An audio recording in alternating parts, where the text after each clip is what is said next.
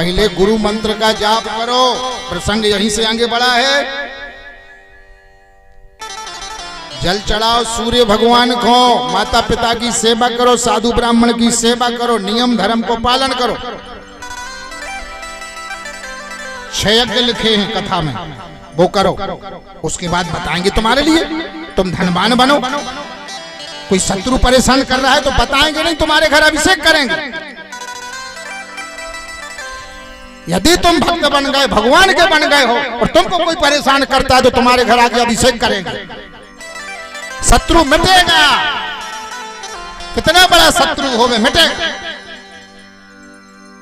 कोई परेशान कर रहा है तो पुराण में कथाएं लिखी है, झूठ थोड़ी।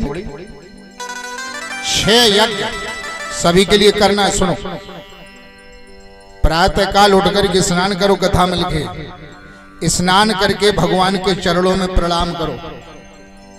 सूर्य भगवान को वर्ग, तुलसी को वर्ग, माता पिता को प्रणाम, बड़ों को प्रणाम। और जितना बन सके उतनी पूजा पाठ जाप करो। गुरु मंत्र का जाप, मानस के 5 दोहा, हनुमान चालीसा, गणेश चालीसा, दुर्गा। एक मैया बहन पूछ रही थी, गुरुजी हम लोगों के लिए हनुमान चालीसा करना चाहिए कि नहीं करना चाहिए? तो हनुमान चालीसा से पूछ ले, हनुमान चालीसा से पूछ ले। हनुमान चालीसा का कह रहा हूं, जो यह पढ़े हनुमान चालीसा सिद्ध हो सागी गौरीसा। हनुमान चालीसा से पूछ ले।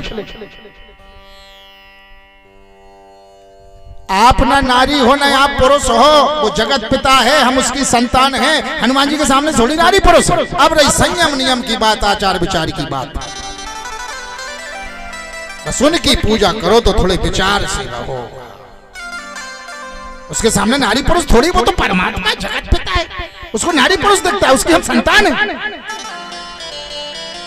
यह ब्रह्म यज्ञ।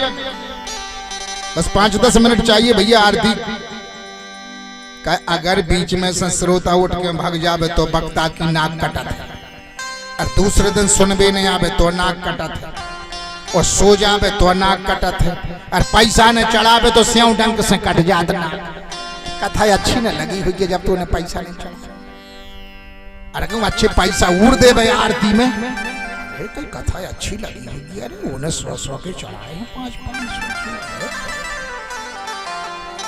पनबेसरे बीच मैंने उठ के 5-7 मिनट में आरती कर रहे हैं। ब्रह्म यज्ञ आ गया समझ में? ब्रह्म यज्ञ। दूसरा है देव यज्ञ। 10-25 आहुति का हवन घर में होना चाहिए। समझा रख लो, अपने गुरुजी से पूछ लो। और हवन करते समय ध्यान रखो, अग्नि प्रज्वलित होना चाहिए। बहुत से लोग, बहुत सी माताएं कंडी पे हवन कर देती हैं। ऐसी कंडी सलगाई और पलेथनी में रखी और 10-25 आहुति छोड़ दें। अकेला धुआं न कर रहा हो, पेट की बीमारी होती है। पेट की बीमारी बहुत से लोग हैं, अच्छा करते होता गलत है। आपको नियम पता नहीं है, कायदा पता नहीं, गुरुजी से पूछो। अच्छा करने में भी गलत हो जाता है।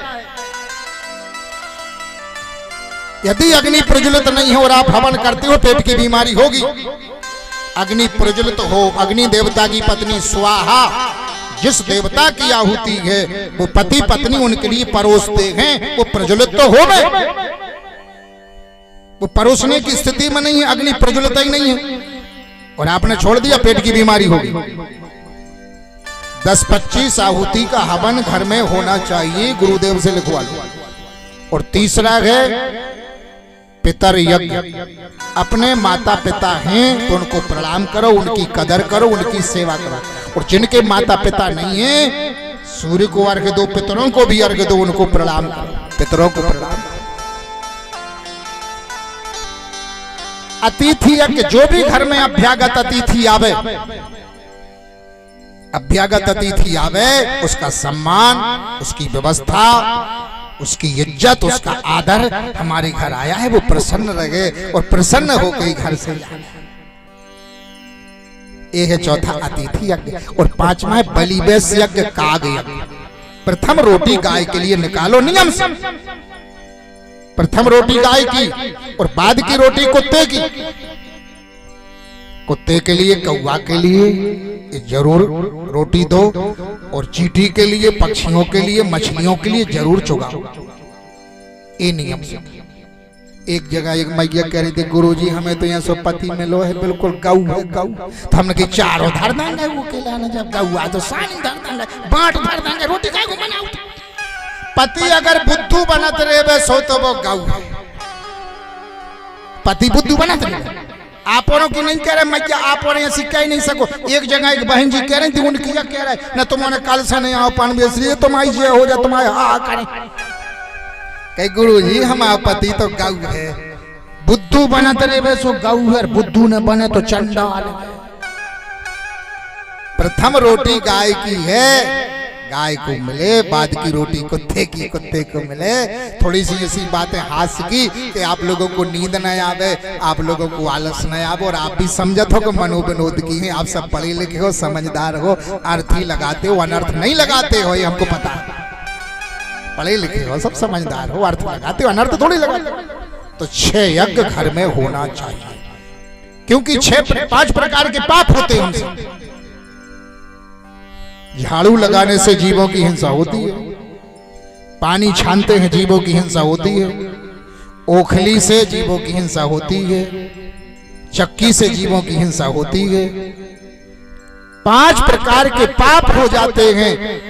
चूल्हे से जीवों की हिंसा होती है। तो 5 पापों की निवृत्ति के लिए 5 यज्ञ लिखे गए ये जरूर करो। धन बढ़े यश बढ़े कीर्ति बढ़े भक्ति बढ़े सुखी रहो आनंद रहो माला माल रहो और भगवान का भजन करो। तो ये नहीं बताएंगे कि कौन से अभिषेक से शत्रु का विनाश होता है ये नहीं बताएंगे। ये प्रसंग है ये छुपा के रखेंगे। हाँ यदि आप नियम धर्म से चलो